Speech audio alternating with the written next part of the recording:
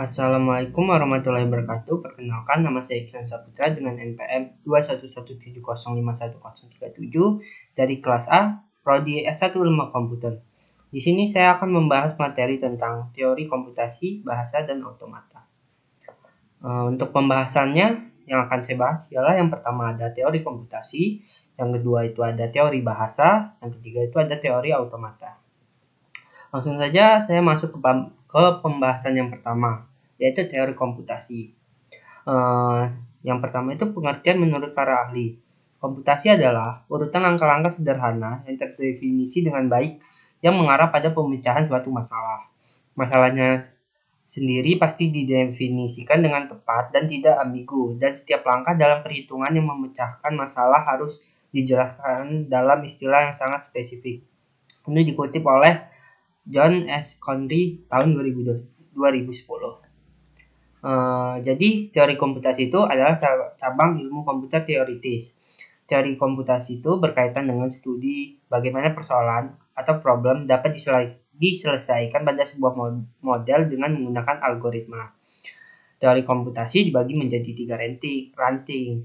Yang pertama itu ada teori otomata, yang kedua itu ada teori komputabilitas, yang ketiga itu ada teori kompleksitas. Lanjut, yang pertama itu ada teori otomata. Itu ialah teori mengenai mesin-mesin abstrak dan berkaitan erat dengan teori bahasa formal. Ada beberapa hal yang berkaitan dengan otomata, yaitu grammar.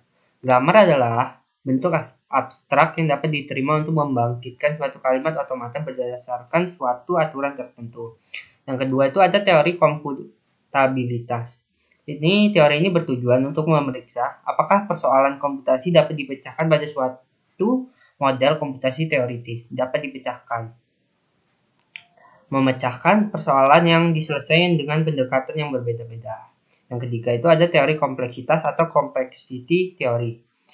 Itu juga disebut strategi kompleksitas atau organisasi adaptif kompleks. Merupakan teori yang membahas sistem kompleksitas di bidang manajemen strategis dan studi organisasi. Jadi selanjutnya itu teori bahasa dan otomata dalam ilmu komputer.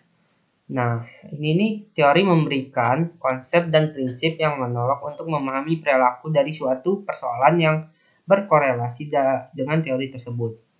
Bidang ilmu komputer meliputi topik yang sangat luas, dari perancangannya mesin sampai pemrogramannya. Di samping perbedaan yang ada, terdapat keseragaman prinsip-prinsip umum yang dipakai. Untuk mempelajari prinsip dasar tersebut, kita mengkonstruksikan suatu mesin otomatis sebagai model abstrak dari komputer dan komputasi.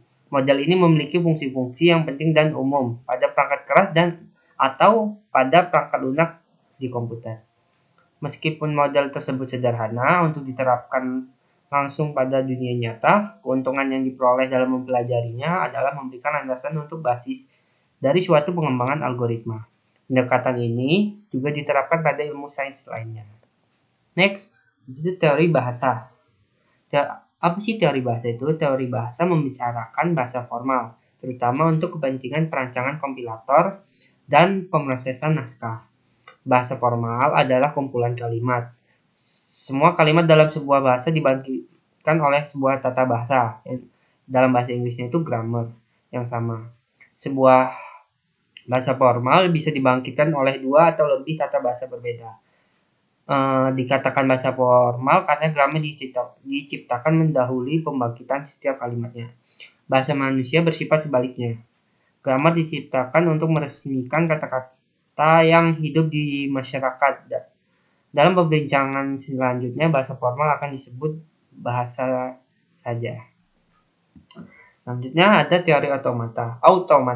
Otomata itu adalah mesin abstrak yang dapat mengenali, menerima, atau membangkitkan sebuah kalimat dalam bahasa tertentu, sama seperti yang tadi.